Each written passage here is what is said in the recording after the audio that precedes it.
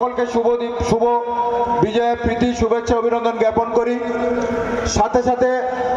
আমরা অগ্রিম দীপাবলির শুভেচ্ছা জানাই এবং বিশেষ করে আমরা আজকের দিনে দাঁড়িয়ে আমরা বাঙালি হিসেবে গর্ব অনুভব করি যে আমরা যারা বাঙালি আছে আমাদের কাছে এই শুভ শারদীয়া দুর্গা উৎসব, সাথে সাথে যে দুর্গা পূজা এবং তার সাথে পরবর্তী সময়ে যে জনসংযোগ এবং মানুষের মধ্যে আমাদের মধ্যে যে পরস্পরের মধ্যে যে ভাব বিনিময়, এই বিনিময়ের মধ্য দিয়ে আমরা বিজয়ের শুভেচ্ছা জানাই। আজকের আমরা তাই এই মিটিং শুরু করছি। আপনারা নিশ্চিত করে জানেন এখানে ইতিমধ্যে আমাদের প্রধান বক্তা হিসেবে উপস্থিত থাকবেন আমাদের পশ্চিমবঙ্গ সরকারের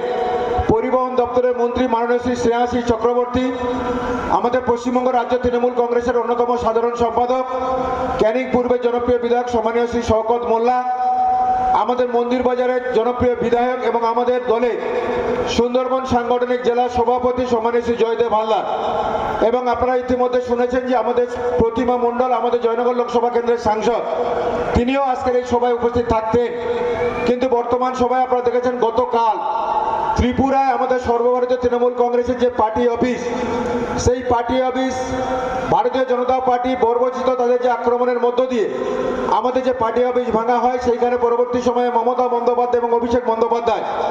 একটা টিম আজকে ত্রিপুরাতে পাঠিয়েছে। সেই টিমের সদস্যরা আমাদের প্রতিমা মণ্ডল সেখানে গেছে এবং বিশেষ করে আমাদের কুলতলি বিধানসভা, বিশেষ করে আমাদের কুলতলি ব্লকে পঞ্চায়েত সমিতির সভাপতি,